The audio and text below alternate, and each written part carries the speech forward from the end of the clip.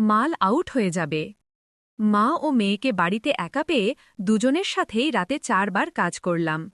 আজ আমি আপনাদের সাথে আমার জীবনের একটি সত্যি গল্প শেয়ার করতে যাচ্ছি। আমি অল্প বয়সেই বিধবা হয়ে যাই, তাকে একাকিত্ব এবং জীবনের দায়িত্বের বোঝা বহন করতে হয়। আমার পরিবার এমন ছিল না যে আমাকে আবার বিয়ে করতে বলবে, যা হবার তা হয়ে গেছে। আমি ৩৬ বছর বয়সী এবং আমার নাম রেখা। খুব অল্প বয়সে আমার বিয়ে হয়েছিল। আমার মেয়ের জন্ম অল্প বয়সেই হয়েছিল এবং আজ সে ১৮ বছরের। আমি এখনও আমার বয়সের চেয়ে অনেক ছোট দেখাই। আমার শরীর এমন যে আমার আসল বয়সের অর্ধেক মনে হয়। আমি আমার শাশুড়ি, শ্বশুর এবং মেয়ের সাথে থাকি। আমার স্বামী ৫ বছর আগে আমাদের ছেড়ে চলে গিয়েছিলেন। আমরা একটি সম্পন্ন পরিবার থেকে এসেছি এবং আমি আমার মেয়েকে সেরা শিক্ষা দেবার জন্য সব ধরনের চেষ্টা করেছি। আমি তাকে জয়নগরে উচ্চ শিক্ষার জন্য পাঠিয়েছিলাম। আমার শাশুড়ি বলেছিলেন, মেয়ে, কয়েক দিনের জন্য জয়নগরে গিয়ে তার পড়াশোনায় সাহায্য করো, যাতে তার কোনো সমস্যা না হয়। এইভাবে ২২ নভেম্বর আমি জয়নগরে পৌঁছালাম। আমার মেয়ে স্টেশনে আমাকে নিতে এসেছিল এবং আমরা দুজনেই তার ফ্ল্যাটে পৌঁছালাম। আমি সরাসরি বাথরুমে গেলাম নিজেকে সতেজ করার জন্য। আমি নীল রঙের নাইট গাউন পরেছিলাম এবং নিচে কিছু পরিনি ছিল না। যখন আমি বাথরুম থেকে বের হলাম, আমার মেয়ে চা বানিয়ে আমাকে দিল। ফ্ল্যাটটি ছোট ছিল কিন্তু খুব আরামদায়ক। আমি কয়েকদিন এখানে থাকার কথা ভেবেছিলাম, তাই পরিবেশকে স্বাচ্ছন্দ্যময় করার চেষ্টা করছিলাম। সন্ধ্যায় আমার মেয়ে আমাকে তার বন্ধুদের সাথে দেখা করার পরিকল্পনা সম্পর্কে বলল এবং বলল, মা, আমি কিছুক্ষণ পর আসব, আপনি বিশ্রাম নিন। আমি বই পড়ার চেষ্টা করলাম কিন্তু মন বসছিল না। ঠিক তখন দরজার বেল বাজল। আমি দরজা খুললাম এবং সামনে একজন যুবক দাঁড়িয়েছিল। সে হাসি মুখে বলল, নমস্তে, আমি অজয়। আমি আপনার মেয়ের প্রতিবেশী এবং তার কলেজের সহপাঠী। সে বলেছিল যদি কোনো সাহায্যের প্রয়োজন হয় তবে আমি আসব। অজয় অত্যন্ত বিনয়ী এবং মৃদুভাষী ছিল।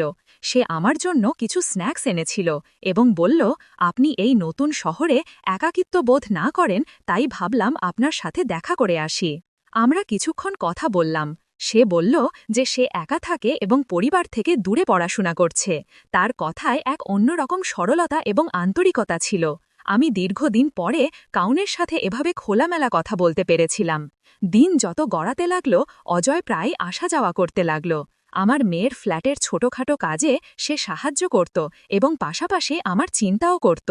আমি তার সাথে বেশ স্বাচ্ছন্দ্য বোধ করতে শুরু করলাম। একদিন সে আমাকে বলল, আপনাকে দেখে মনে হয় না যে আপনি এত বড় দায়িত্ব সামলাচ্ছেন। আপনি নিজে খুব যুবক এবং শক্তিশালী। তার এই কথাগুলো আমার হৃদয় স্পর্শ করল। অজয়ের সাথে কথোপকথনের ধারা ধীরে ধীরে বাড়তে লাগল। সে আমার কথা বুঝতে এবং আমার একাকিত্ব দূর করতে একজন বন্ধুর মতো সহায়তা দিল। সে প্রায়ই তার পরিবারের গল্প শোনাত, তার আকাঙ্ক্ষাগুলো নিয়ে কথা বলত এবং কখনো কখনো আমার জীবন সম্পর্কে প্রশ্ন করত। একদিন সন্ধ্যায় যখন আমি বারান্দায় বসে চা পান করছিলাম, অজয় আমাকে বলল, আপনি একজন খুব শক্তিশালী মহিলা। আমি আপনাকে যতটা জেনেছি ততটাই অনুভব করি যে আপনি আপনার জীবনকে নিজের থেকে আরও ভালো করতে পারেন। কিন্তু কখনো কি আপনি আপনার নিজের সুখের কথা ভেবেছেন? তার এই প্রশ্ন আমাকে ভাবিয়ে দিল। আমার জীবনের সুখের অর্থ শুধু আমার মেয়েই ছিল, কিন্তু আমি কি কখনো নিজের জন্য কিছু চেয়েছি? সম্ভবত না। অজয়ের সাথে সময় কাটাতে গিয়ে আমি অনুভব করলাম যে সে শুধু একজন যুবক নয়, সে এমন একজন মানুষ যে আমার অনুভূতি এবং হৃদয়ের গভীরতা বুঝতে পারে। তার স্নেহ, তার যত্ন এবং তার উপস্থিতি আমার ভেতরে আবার বেঁচে থাকার ইচ্ছা জাগিয়ে তুলল। একদিন সে আমাকে বলল, আমি আপনাকে প্রথমবার দেখেই অনুভব করেছিলাম যে আপনি কতটা বিশেষ, কিন্তু এই কথা বলার সাহস আজই পেয়েছি। আমি জানি আমাদের মধ্যে বয়সের ব্যবধান আছে, কিন্তু আমার জন্য আপনার বয়স শুধু একটি সংখ্যা। আমি আপনার যত্ন করি এবং চাই আপনি সুখে থাকুন। তার কথাগুলো আমাকে গভীরভাবে নাড়া দিল। আমি কিছুক্ষণ চুপ করে রইলাম, তারপর বললাম, অজয়, আমি নিজেকে আবার এভাবে ভাবার অনুমতি দিতে পারি না। আমার জীবন আমার মেয়ের চারপাশেই ঘোরে। সে হাসি মুখে বলল, আপনার সুখ আপনার মেয়ের জন্য ঠিক ততটাই গুরুত্বপূর্ণ যতটা তার জন্য তার ভালোবাসা। আপনি যদি সুখে থাকেন তবে সেও সুখে থাকবে। শুধু একবার আপনার হৃদয়ের কথা শুনুন। এটা প্রথমবার ছিল যখন কেউ আমাকে এভাবে কথা বলেছিল। অজয় আমাকে আমার একাকিত্ব থেকে বেরিয়ে আসার পথ দেখিয়েছিল। কিন্তু আমি কি আমার দায়িত্ব এবং সমাজের বন্ধন অতিক্রম করতে পারব? অজয়ের কথাগুলো আমার মনে এক ধরনের আলোড়ন সৃষ্টি করেছিল। আমি চাইলেও সেই কথাগুলো উপেক্ষা করতে পারছিলাম না। আমি ভেবেছিলাম, আমার কি নিজের সুখের কথা ভাবার অধিকার আছে? পরের কয়েকদিন আমি বেশ বিভ্রান্ত ছিলাম। অজয় আমার সাথে খুব স্বাভাবিকভাবে কথা বলত, কিন্তু আমি নিজেকে একটু দূরে রাখা শুরু করলাম। আমি চাইনি যে আমার মনে কোনো আশা জাগুক। আমার মেয়েটাই আমার সংসার ছিল, আর আমি চাইনি যে সে আমার কোনো কারণে অস্বস্তি বোধ করুক। কিন্তু অজয়ের ধৈর্য ছিল অসাধারণ। সে কখনো আমার ওপর কিছু চাপিয়ে দেয়নি। সে সবসময় আমার চেয়েগুলোর মূল্য দিত এবং আমাকে বারবার এই বিশ্বাস দিত যে তার ভালোবাসা সত্যি এবং স্বাভাবিক। একদিন আমার মেয়ে আমাকে বলল, মা, তুমি কিছুটা বিচলিত দেখাচ্ছ। অজয় কাকাও জিজ্ঞেস করছিলেন তুমি ঠিক আছো কিনা। আমি একটু আশ্চর্য হলাম। অজয় কাকা? সে হেসে বলল, হ্যাঁ, সে আমার জন্য বড় ভাইয়ের মতো। সে তোমার খুব যত্ন নেয়। তুমি কি তার উপর রাগ করেছ? আমি আমার মেয়েকে জড়িয়ে ধরে বললাম, না বেটা, আমি শুধু আমার পুরনো দিনগুলোর কথা ভাবছিলাম। সেই দিন আমি বুঝতে পারলাম যে আমার মেয়ে কতটা বুদ্ধিমান হয়ে উঠেছে। হয়তো সে আমার জীবনে কোনো নতুন পরিবর্তনকে মেনে নিতে প্রস্তুত ছিল, কিন্তু আমি তখনও নিজেকে নিয়ে সন্দিহান ছিলাম। কিছুদিন পরে অজয় আমাকে বলল, আমি যদি তোমার বিভ্রান্তির কারণ হয়ে থাকি তাহলে আমি নিজেকে দূরে রাখতে পারি, কিন্তু এটুকু বলবো, তোমার সুখ আমার কাছে গুরুত্বপূর্ণ। তুমি যেমন আছো তেমনই আমার জন্য বিশেষ। শুধু এটা জেনে রাখো যে আমার চেয়েগুলো কখনো বদলাবে না। তার কথায় আমার চোখে পানি চলে এলো। আমি তাকে থামিয়ে বললাম, অজয়, আমি সব সময় অন্যদের জন্য বেঁচে থাকি, নিজের কথা কখনো ভাবিনি। কিন্তু এখন তুমি আমাকে ভাবতে বাধ্য করেছ যে হয়তো আমিও সুখী হতে পারি। সে আমার চোখের দিকে তাকিয়ে বলল, তাহলে শুধু তোমার হৃদয়ের কথা শোনো, বাকি সব আমি সামলাব। সেই দিন আমি সিদ্ধান্ত নিলাম যে আমি আমার হৃদয়ের কথা শুনব। আমি আমার মেয়ের সাথে এই কথা শেয়ার করলাম। সে আমাকে জড়িয়ে ধরে বলল, মা, তোমার সুখই আমার সুখ। তুমি সব সময় আমার জন্য সবকিছু করেছ। এখন সময় এসেছে যে তুমি তোমার জীবনকেও একটি সুযোগ দাও। ধীরে ধীরে অজয় আর আমার মধ্যে সম্পর্কটি প্রকাশ্যে এলো। আমরা সমাজের প্রতিটি চ্যালেঞ্জ একসাথে মোকাবেলা করলাম। আমি বুঝতে পারলাম যে সত্যিকারের ভালোবাসা বয়স, পরিস্থিতি বা বাধা দেখে না। অজয় আর আমার সম্পর্কের খবর ধীরে ধীরে আমার শ্বশুর বাড়ি এবং কাছের মানুষদের কাছে পৌঁছালো।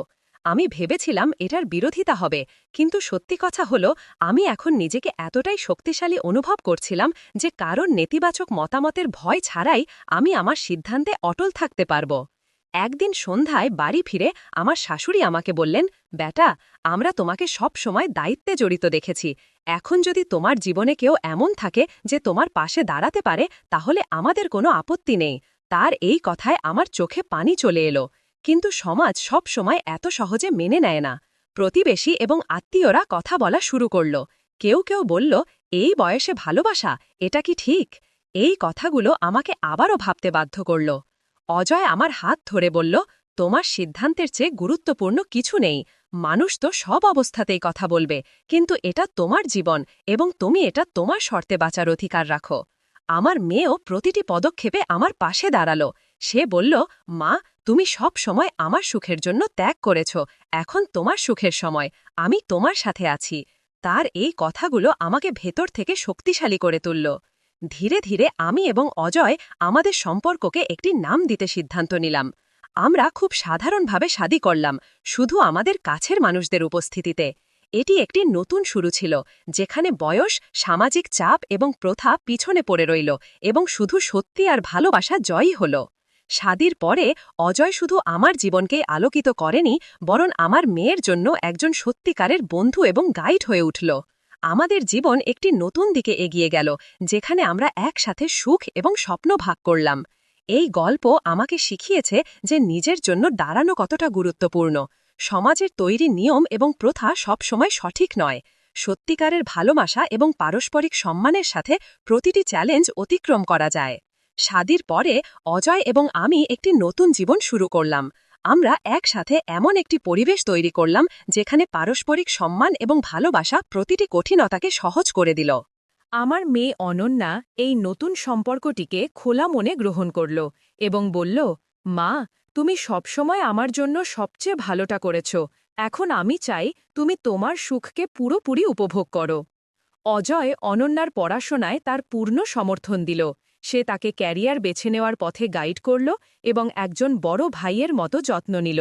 তাদের মধ্যে সম্পর্ক ধীরে ধীরে এতটা শক্তিশালী হয়ে উঠেছিল যে অনন্যা তার প্রতিটি কথা সর্বপ্রথম আজয়ের সাথে শেয়ার করত।